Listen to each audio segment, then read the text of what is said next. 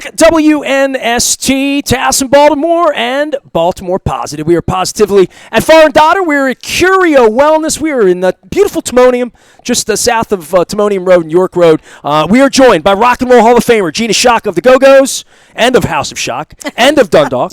Michael Bronfein is here. He is the CEO and founder of all things Curio Wellness and Far and Daughter. And his daughter, Wendy, who is the chief brand officer. We call her chief cannabis officer around here with a lot of talking points. Drummer and a drummer. Drummer meets drummer. See, I try to put people together, right? So Curio and Far and Daughter have been sponsoring us, along with our friends at the Maryland Lottery. I've been giving out these are scented gingerbread. There's one for you. Good luck. $1 ticket here, $500. One for you. It's Purple Friday, so I got to find a purple one around here somewhere. But we have our O Snaps. Our friends at Window Nation, as well as Jiffy Lube Multicare. They put this together to bring people together, and I thought, holiday event. I told Wendy I want to do the show here. I wanted to meet you. I wanted to talk about the plant and wellness and bombs and flower and vapes and like all of that stuff. And then she told me you're a rock and roll drummer and you did rock and roll fantasy camp. And I'm like, oh, Gina Schock and I had a drink on my birthday. Well, let's put this together. And I had Wendell. I'm like, Gina, you coming home for Christmas? Yeah. I said, got any problem coming to a cannabis dispensary? She's like, no, I got arthritis. I'm a drummer. I need help. I need to get some stuff. And I said, well, this is a relation. And you brought drum pads here for me today, and we got all this stuff here together. So there's a drummer in every corner, Gina Schock. Everybody wants to be a Rock and Roll Hall of Famer. Yeah, but Michael here is like the real deal because he's a jazz player, and I don't understand it, but I have a great You can't play jazz? I don't think so. I've never really tried. Punk rock drummer. It's weird time signatures and stuff, and so you go from one thing to another, and I'm like, wait a minute, how'd that happen? Because you're a badass, you can read. I don't know how to read music, and I never took lessons. I'm self-taught. Just would put headphones on when I come home from school and play with my favorite records, and that's how I taught myself. But I sure as hell, it wouldn't have hurt if I'd have done what you did. Well, honestly, what you did is what I always aspired to do, but I didn't have the courage to do, which was really pursue my drumming to a professional career, because the place I grew up in was really about having a profession and so forth. And my father was a superb musician. He was actually offered a full scholarship to Juilliard. Wow! And his father wouldn't let him take it because his father was an immigrant and felt that was no future for his son. So he said, "You can go anywhere you want as long as it's the University of Maryland. You can study anything you want as long as it's an accountant, and I'll see you in 4 years." And he spent all 4 years actually playing as a sideman to make money. Like, I worked in a dining hall. He played every Friday and Saturday night somewhere in the Washington area, either drums, trombone, or piano, one of the three. And he was a brilliant, brilliant musician. When he was 50, he decided, to hell with life. I don't care that I'm a CPA. I don't care that I'm, kind of this corporate guy. He organized a 24-piece swing band with a guy named Bing Miller. Oh, and I love swing music, Michael. That's just one of my favorite my favorite genre, swing. Yeah, Love it. Love it. Me too. In fact, I kept a large number of his records for my vinyl collection, and sitting on my study home right now is Harry James, Stan Kenton, Duke Ellington, Count Basie, Benny Goodman, all records that he had that are all from the late 50s and early 60s, and he kept them in great shape, and I put them on, listen to Satin Doll, and go, wow, that's I met him today. I thought he was going to tell me it was Keith Moon and Bonham, like... You had a different inspiration for drummers, right? Yes. 49 was the biggest year for big band music. 1949. Was it really? Yes. Well, that was kind of my father's prime of his, musical interests, and it was great growing up as a kid. We had one of those big stereo things in the basement, and with a a record player. And, drop the needle. And we had a piano, and and just put it on and play along with it. I mean, to have that around, to have access to all that. Yeah. When did you get a drumstick? No, I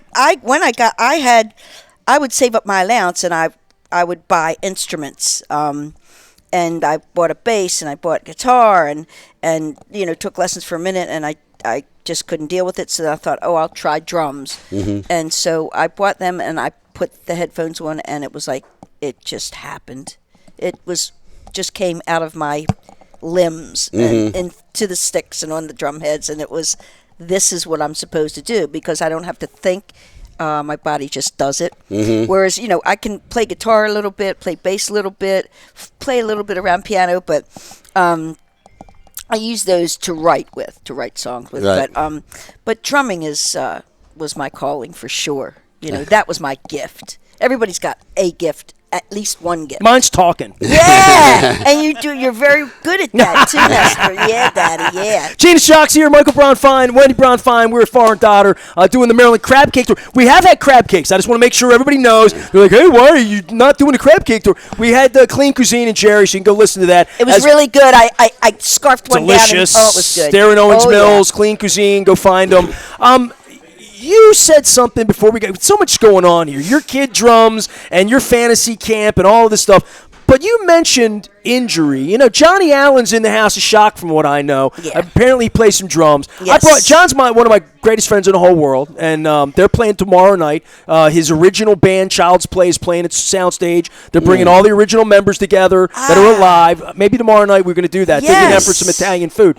So Johnny and we get together socially like in the real world. Now Gina and I do too, but John and I were talking, and he sat in on your band around this time last year. Last year, she was coming home for Christmas. She wanted to do a show. Wendell hits me and says, do you know a guitar player? I'm like, yeah. So I gave her Ed Lauer. Do you know a bass player? No. Yeah, I do. So I gave her Steve Porter. Do you know a drummer? She's like, who's that cute boy you did the show with? Didn't he play the drums? And I said, it's John Allen, and he's a cute boy.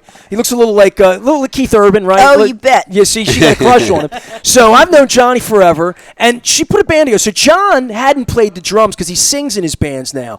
He sings in Stone Horses, and he said from playing the drums with Child's Play and playing with he said it hurts. That he was he was a rock drummer. He hits him hard. He hits him hard. And he talked about being in pain. He had a plantar fasciitis thing with his foot last year. It was killing him. Mm-hmm. I'd never heard these war stories of your body, your little body, and hands and sticks and all of that stuff that Tommy Lee's doing. I got football players that got straighter fingers than that, linemen. Yeah, I have arthritis in my hands, my wrists, my knees. Well, this is wrong with people. I've shoulders. never had Michael on. I've never talked to you. I know of your legend. I know million people that know you. You took this illicit plant, weed, reefer madness, all this. You were legitimately in the pharmaceutical business. Could have been selling opioids for the rest of your. You decided to do this. I don't know you, but I know a million people know you. You develop stuff for broken down Hall of Fame rock and roll drummers and non-rock and roll Hall of Fame. Exactly. You walked in on crutches, dude. Right. Literally.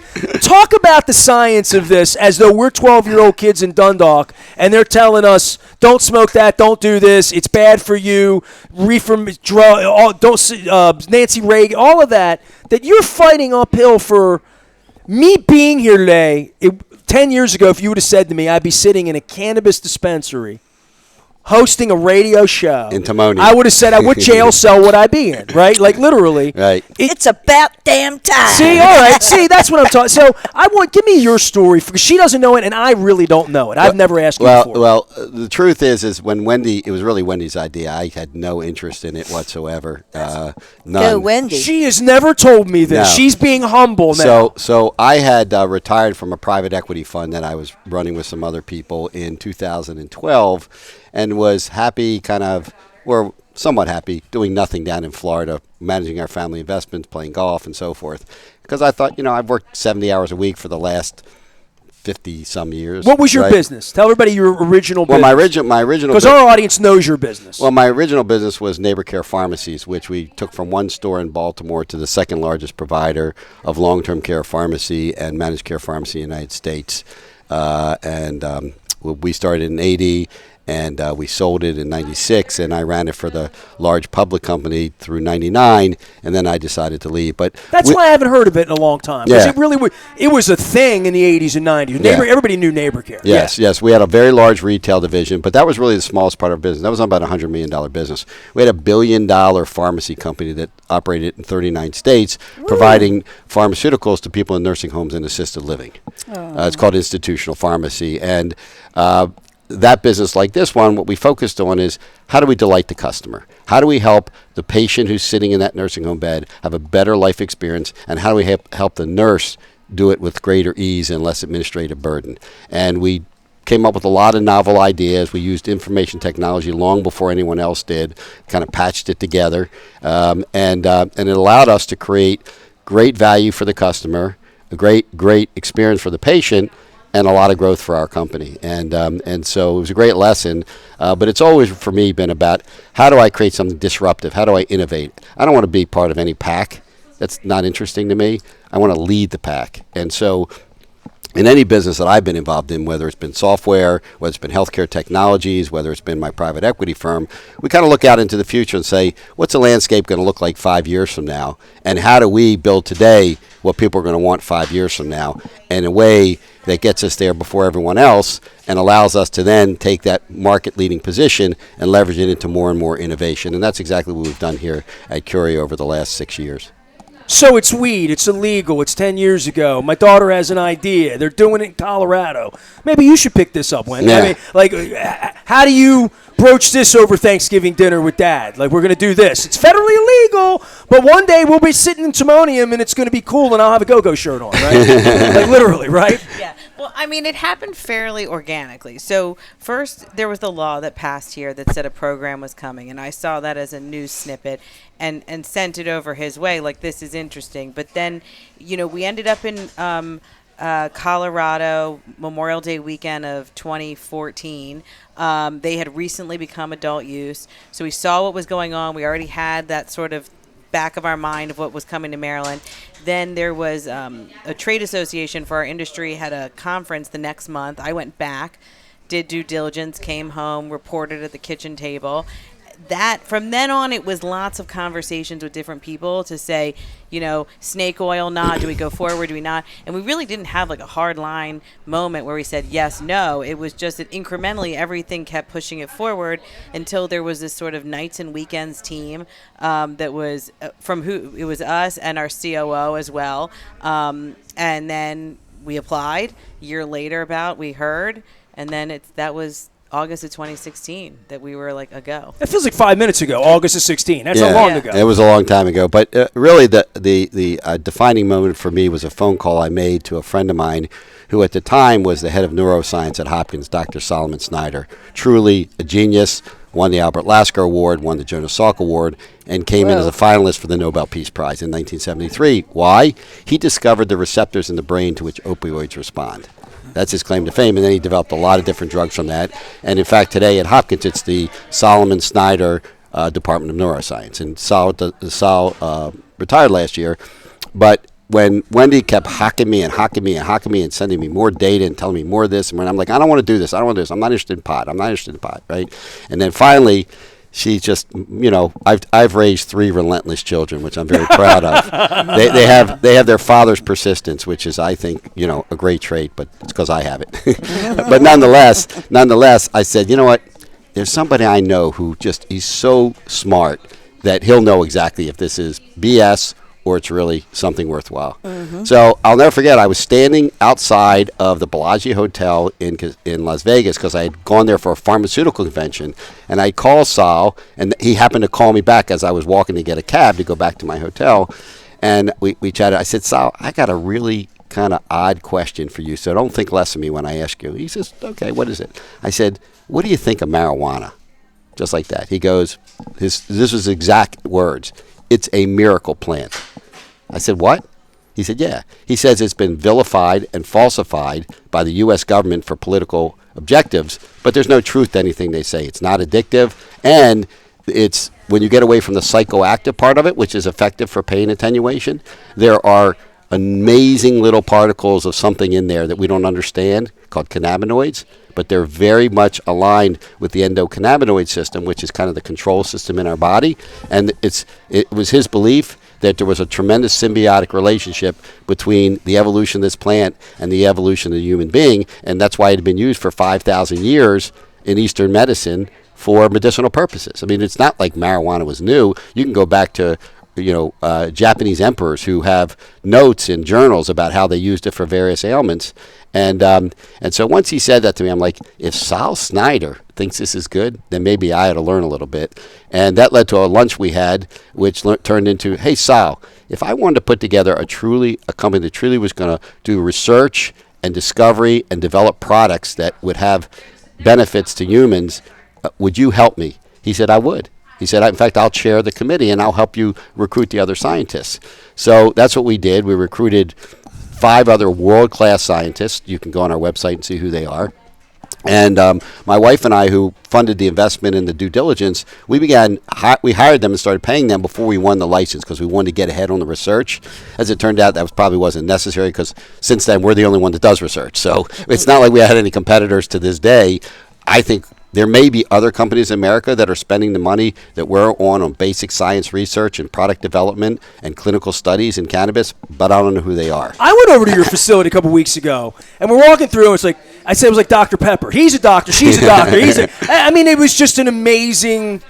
And I think for anybody from I'm 55, I grew up in Dundalk. Her parents felt the same way my parents felt about it, right? Oh, yeah. Like, that's where it was. It's a devil's brew. Right, and I've been here for the last 6 hours. I've been a medical patient for a number of years. My son, my wife had cancer. We did all the Sanjay Gupta, I always say, was the first time it sort of came into my living room like, they're doing this in Colorado? I go to Colorado, And I the science part of it and the kinds of people and the cross-section, black, white, young, old, rich, poor, east, west, that have just been through here in the last 6 hours taking lottery tickets. And what you see is what your sister said when she came on, the only one that I've heard say, Marylanders really wanted this, right? Mm-hmm. I mean, I think that's the first thing you should know. Americans want it. Americans want it. Yeah, you Americans bet. want it. Well, you're in California, right? So this isn't like all new where you are in San Francisco, right? It just makes sense. Come on. Well, what's interesting is, and one of the reasons that I actually became curious was, having been in the pharmaceutical industry since 1980, I had become somewhat dismayed at the way the industry was working and the lack of science that was one to many. There was more and more focus on orphan drugs, on very expensive compounds. I just learned, for example, today about a new drug that came out that will help women with postpartum depression, right? It's a 2-week treatment. How much do you think they're charging for it? $5,000. $16,000 for That's 2 all. weeks. That makes no sense, and it's taxing society. And frankly, there's many parts of the world where medicine doesn't require the mechanism of action understanding in order for people to prescribe it and use it effectively. But American or Western medicine has really moved to a mechanism of action kind of attitude. That means if we don't understand what the chemical does in your body, then we can't prescribe it and we won't really use it, right? Even though it may be effective. And interestingly, as we began this journey and I started talking to physicians, because I know a lot of physicians, I've been in the pharmacy business for all these years, it was amazing to me how many of them said, I know it's not legal, but I got patients that they're not responding to this or that or the other. I would definitely try it. And so there were some early adopter physicians who were kind enough to give us some ideas about different things we could do. But then we looked like at nausea, probably, when my wife had cancer, right? The things that go into these patches that she was wearing when she was battling leukemia and getting a bone marrow transplant. The doctors that were at Hopkins were like, whatever you do, don't smoke it because your lungs can't take it right now. But they believed in the science of it. They believed in the medicinal quality. Well, look, what we're trying to do is close that gap between the mythological past and the scientific future, right? Because there's the one thing that I find unappealing about this industry, there's too much mythology, right? Back in the day, we did it this way. We did it in our basement. This one whispered to the plants. All this stuff that, frankly, if you're going to create a legitimate industry where people are going to rely on your products for their well-being, and we believe that leading the pursuit of wellness is really what our business is about. So we like to say we're creating safe, because cannabis is safe, effective, it meets exactly what you're supposed to do for you, and reliable, does exactly the same every time. And that's really been what's given us our place in the market, because if you buy our chew, you buy our flower, you buy our vape, you buy anything we make, you get exactly the same effect and the same product every single time. How? Because we use FDA manufacturing standards just like drug companies do, so that the quality checks, the formulations, all the different elements are not subject to kind of whims. They're highly and precisely calibrated and managed by someone who's a QA tech watching a manufacturing tech watching a packaging tech. So the amount, and oversight. Yeah, oversight. So and we have our own labs in the building, so we do our own testing, even though we send it out to third parties who validate it for purity and for potency and so forth and cleanliness, which is great, because I'm a big supporter of the safety factor, and the fact I do think there should be third-party validation. Although in the pharmacy world today, pharmacy companies don't have any third-party validator. But this is such a new industry, and there's a variety of different competencies. We need that to really bring this industry into the modern time by building credibility, by assuring quality, and frankly, effectiveness, right? Look, last time I smoked weed before we went to Colorado was when I was at the University of Maryland, and I woke up one day and learned that my roommate was a pot dealer, and he came in with a suitcase full of pot. I didn't really smoke very much pot then, but he said, if you help me put this in baggies, I'll give you as much as you want. Sure. And so got the triple beam balance out. We spent a Sunday night, 2 big Pullman cases. We turned into what's name, and he did whatever he did with it, and I got a couple of free ounces. And that cannabis or that marijuana or that weed or that pot or whatever you want to call it is not what is available today. What we grow and others grow is highly, highly curated. It's based on the best and latest plant science, just like, DuPont uses when they grow plants for pharmaceuticals. So I don't know if you've been to our facility. I have, yes. But it's state of the art. Everything's automated. There's automated agronomy systems. There are automated environmental systems. There are automated management systems, and they're all integrated. So our head. I called it Willy Wonka. Yeah. It was like a Willy Wonka factory. Right. It was amazing. Yeah. So that's a very big investment. But our view was, if you're going to go big and go right, and do it in a way where you could create standards. And frankly, for me, this is a family business, and my family name's associated with it. And so it's really important to us that people feel comfortable and that we build trust and we make a promise and we keep it. And so the way we run the business is about keeping that promise and making sure that things that we say they're going to do, they're going to do. We then clinically test them and so forth. And so we have a pretty significant body of data now after 6 years of doing this of things that, frankly, no one else has. And, for example, our sleep product has 2 U.S. patents on it. Only 2 patents in the country issued for a cannabis product. We have a GI product that's about to get a patent. We've gotten the early notice of it. And we've got 4 other products that are under review now. Well, why is that important? Because one of the things that I learned going from distributing pharmaceuticals or medicinal products to making them is that it's not about the agent, it's about how you get it to the spot, right? So if you want something for your gut, right, rubbing it on your tummy isn't going to be effective, or smoking it's not going to be effective, right? But if you can take a pill that gets ingested in a certain way in the part of the digestive system that you want, then you get a really specific response that you can measure and predict. And so our chemists, our pharmacologists, our scientists work really hard to kind of figure that chemistry out and that physiology out. And the one thing that I really have found, and this has been an epiphany for me, this plant is very body friendly. The physiology of cannabis or the safety and the efficacy of cannabis is unlike any other pharmaceutical that I've ever come out, right? So I'm on a product called Comfort GI that's been out for 2 years now. And because of a number of factors, my lungs, my kidneys, my liver, they've all been tested multiple times as a part of a trial that I did before we launched this product. Perfect. No effect whatsoever. Side effects are really... No side effects. Right. No adverse effects whatsoever. And here's a great irony. Right? My family has been very fortunate and has done well in the pharmaceutical industry. My mother was killed by a physician who gave her an adverse drug in a hospital in Florida, and it destroyed her liver, and she died within 6 months. Right? So isn't that ironic? Well, if she'd have been on cannabis, it couldn't have killed her because it can't kill you. So there's the thing that I find most absurd is when you go back and look at the government over the last 70 years, they were only funding research that was negative. Even if it was false. If somebody would write a grant and say, I'm going to prove why cannabis makes your hair turn green, they'd fund it. Well, everything sort of stopped with Nixon, right? Yeah. Like literally the last 50 years, right? Yeah, well, Nixon decided to use cannabis as a tool against hippies and African Americans and Hispanics that he thought were against the Vietnam War. And that's really why the drug got classified, scheduled to Schedule 1. It wasn't Schedule 1 in 1969.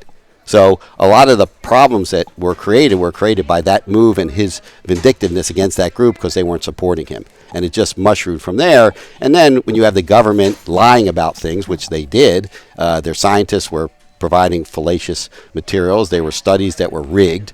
And that's all factually proven now. That's not me speculating on it.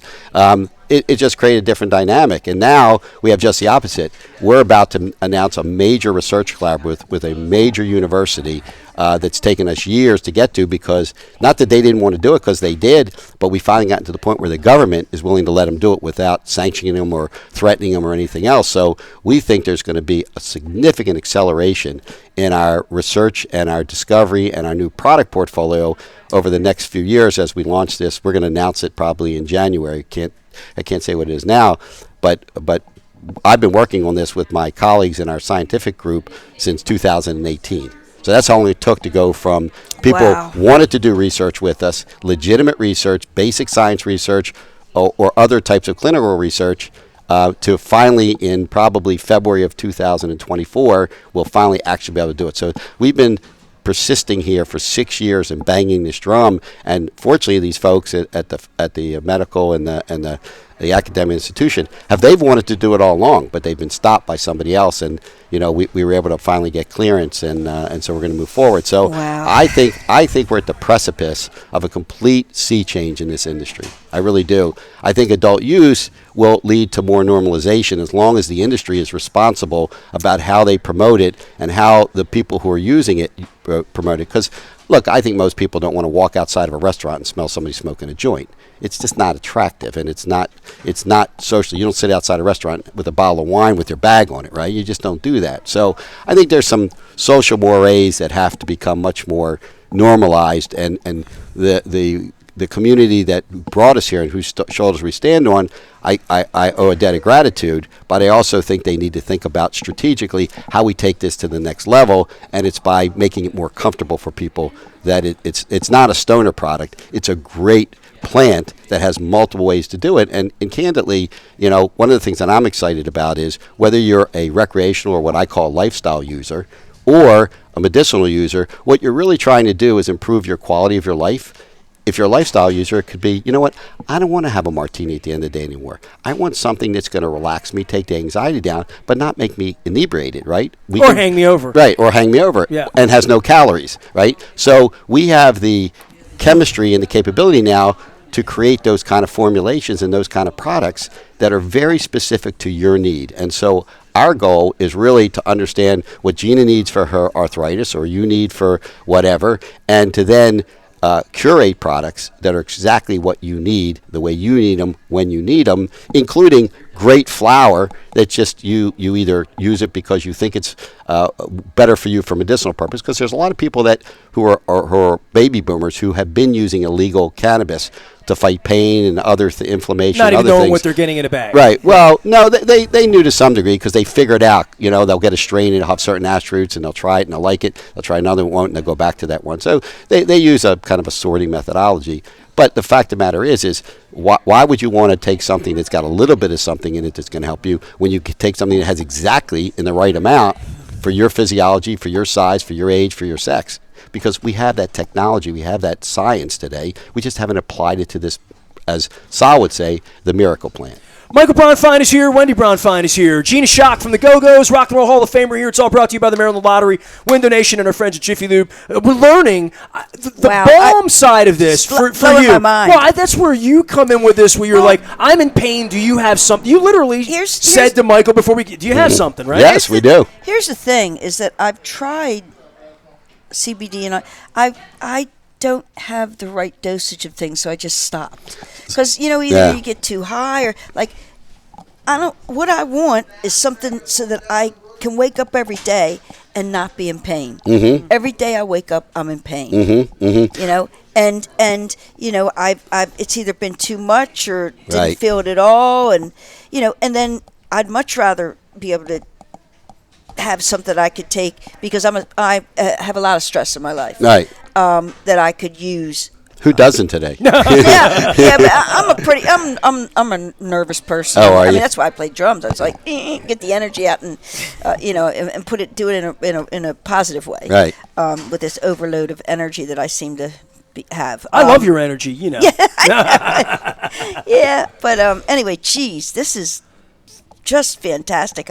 You're blowing me away, Michael. My God, Well, you really know what's good. You've got all the That's why I information. hang out with these back people. it all They up. know stuff. You can back it up. I have 3 very intelligent, very focused children who just keep me in line. That's all I do. Whatever And it is, whatever they tell me I need to do, that's what I do. I applaud it all. What a wonderful business you're in, and you're doing it for the right reasons. Yes, to that me, we are. When you do things for the right reasons, they always work out. I believe they work Well, out. I have Wendy on every week. We do this like educational thing, but one of the things, you're rolling out different stuff all the time. And with the law, I mean, just in the 6 months, we go from can't have it to adult use to, okay, now I'm here and I need a balm and I'm getting older and this hurts, or hey, I want to relax and I'm not sleeping well, or my gut's messed up, or whatever. I think you're always going to be rolling something new out. I think that's the part at our young age here. The next 10 years, there's a lot of exciting things that are going to be here 5 years from now that aren't here, right? You see this ahead of time, though, right? Yeah, I mean, I think, we have like what we call like the market type products, like things that fall into more of the, I'll call it true cannabis sector, with like vapes and resin, flour, all that kind of stuff. And then we have like the science side where that normalization comes in, where we're saying, what we hear all the time is people walk in, they say, they tell you how they want to feel or what they need to fix or what they want, right? And so rather than being in this generic space of, hey, here's a 5 milligram gummy, let me give you something that might be in that format, but it's exactly in relation to what you just asked for. I have the anxiety. I don't sleep. This man. hurts. Most be people, wonderful. I think, just want, more than anything, the biggest group is stress and relax. Yes. Well, Yes, people yes. aren't coming in here and dropping $50, $100, and then coming back again a month from now, or coming back 2 months from now, unless it's working, unless they're getting a result that they want. It's not an inexpensive product, so therefore it needs to be effective for whatever you're using it for. So talk to both of us, because I'm about to leave here and go do some yoga, and we're going to wrap things up here, get our crab cakes together. But she's got the shoulder thing and the drummer. I've got the back. I have a L3, L4 issue. They're pointing up here at my drug. Here we go. What's that say? Move. Target relief where you need it. So I have a left knee. That's your shoulder, Gina, right Yeah, there. but I have a left knee that has been operated on 4 times from a sports injury, right? And you know what I do at night? When I've walked a lot during the day, I take the transdermal gel from Move, I rub it on, and I fall asleep because I have no pain. If I travel and I don't have it. Now, this is not getting you high, rubbing that on. I just want to make sure No. Because people really do, at a level, associate anything in this store is going to get me stoned. Now, look, we right? have the best flower in the state, bar none. We've won many awards, and we have something called our exclusive brands, which start at 32% THC and go up to 38% THC, and from 3 to 5% terpenes. So to give you a sense of that, when I was in college, the stuff that my roommate sold was probably 8 to 10% THC with almost no terpenes in it. And the terpenes are really what gives you the effect. THC is a pain attenuator, right? So if you think about THC, if you don't have pain, you get high. Just like if you take Dilaudid and you don't have pain, you get high. Right. It's the same thing. It works differently in the brain, but it's the same exact effect, right? So it's a very good pain attenuator. And the question is do you apply it topically? Do you apply it orally or in some other fashion? Inhale it, and it depends on what you're trying to treat. I think that we are still very much in the infancy of this. I'm very proud of what my team has done and the things that we've created, because they are effective and they're clinically tested and they're proven and people are buying them quite fervently. But we just cracked the surface. I mean, I sat through a meeting 2 weeks ago with our head of product innovation. We have the next 8 quarters planned out of scientific endeavors and product launches for a bunch of really interesting places that I never even thought we'd be going. And we recently added the world's leading phytocannabinoid plant expert to our scientific board, Dr. Didi Mari from Technion University in Israel.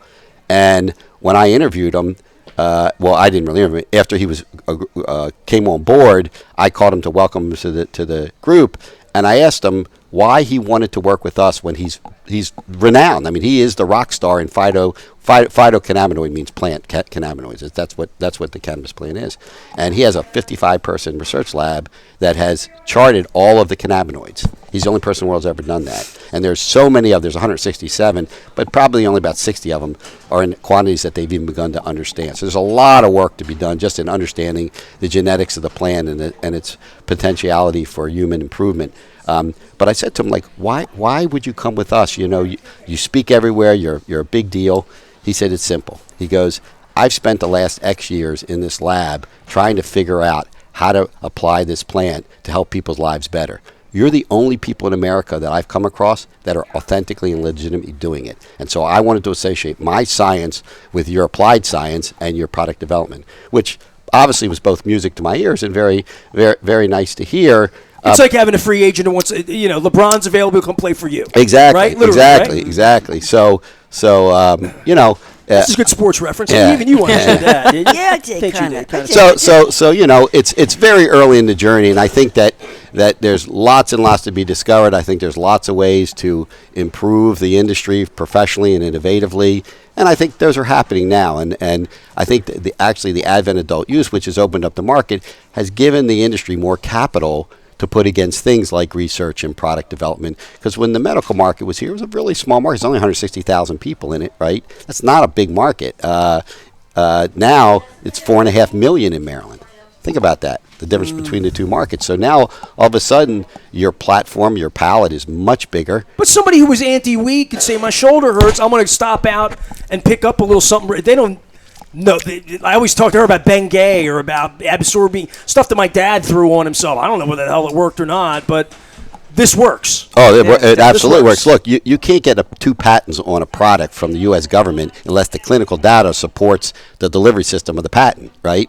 So we have 2 patents on our sleep product, Good Night. Not 1, but 2, right? Why? Because the government looked at the clinical data and said, yes, you have created a novel approach to delivering those chemicals, that compound, those plant elements into the human body in a clinically proven effective manner, because people are getting more sleep and better sleep when they take your product. I mean, how much better can it be than that? I mean, so for me, that's really where I want this business to be known. This is where we want to take it across the country. We want to lead the pursuit of wellness, not just in terms of, having great products, but really having innovative thinking about everything we do to raise the level of the industry, because the higher it gets, the better it'll be. It's that simple. Well, listen, you guys are both drummers. I Yes. want to do. You did a fantasy camp drum. Have you done anything like this, Gina? A fantasy camp, or I've never her done life it. You've is done the fantasy. kids camps, like any of that kind of stuff. Yeah, but I've never been on tour in a rock band, so I'd rather do what she does. Yeah, it's been good. Yeah, I bet it has. Do you feel like you're qualified to be a teacher of drumming, or is it more? No. I don't think I am, but I probably am. Oh, I think you are. I watch some of your videos. I kind of know what I'm doing. Yeah. But know what you're doing and showing somebody else how to Dave do it. Weckl. I mean, look, those guys just, my jaw drops when I see them play. I have a certain style that I do very well. I can say my claim to fame is that I'm like a human metronome. My timing is really good. Which is really important. I can say that and feel good about it. Like I'm not bragging or anything. Yeah. But Rest of the members of your band, would they agree with that? Oh yeah. Oh yeah. Can't agree on much, but you keep time. We do agree about that. But I've never been. My drumming has always been for the song. I've always just the parts that I come up with are all about what does the song require, and that's the way I approach my drumming. It was never just to sit down and play and do solos. I don't do solos. I just don't. I don't twirl sticks. I don't do any of that. But if you give me a song, I'll put what it needs to elevate that song to the next level, and put the backbone, put that beat that's gonna be perfect for it. That's what I'm good at. Yeah, but that's what the best drummers do.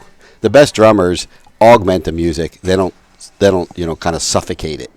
Yeah, I don't want to step on anything. I want to make those melodies, soar. I want to give it room to happen and put things in the right place so that the song is at the highest level you can get it.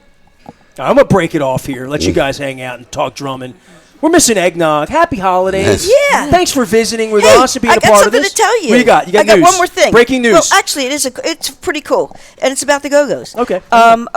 We are gonna, and I didn't even know, we're getting inducted in February 6th. We're getting inducted into the California Hall of Fame, which I didn't even know existed, but like really cool people are in it, from like RuPaul to Joan Didion. It's like really cool. So, and Gavin Newsom is gonna, put the medals on us. Oh, that's cool. And so the 5 of us are getting together, and we're going to do like 3 or 4 songs. Where is this? Yeah. And what's the date?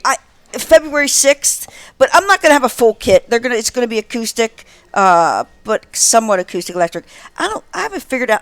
I'm not going to be able to have maybe a cocktail kit, something like that. But not a full kit. But a couple songs. About The 4. girls are getting back together, is what you're telling me. What are you doing? Why are you saying that? The girls are getting back together. Is that true? Talks what's going to happen. I wouldn't say what kind of kids you're going to have yet. Yeah, Wendell's trying to Okay, correct I'm me. still It's trying to figure it all out. Okay, but we're going to play together. Good. And everybody's been busy doing different things. You still love each other, though. The Go-Go's are still... Look, you know what? I don't like them all the time, but I always love them. Well, I love her It's shirt. family. It's family. You know what I mean? Absolutely. Gina takes We one think look of at the- her shirt and says, "That's a bootleg shirt right there." That's bootleg Go-Go's going on there. I like it, but though. it was like a karma thing. Like that was just so weird. That's really weird. I mean, like imagine the rack. You pull one shirt So back and it's random and looking at crazy. me, and I Gina, was how like, weird do you feel when you see yourself at that age? Open that up there. There you go. "You look good." I don't know. I think it's like, yeah, it's my life there. It's Yeah. cool. Nice. I like it.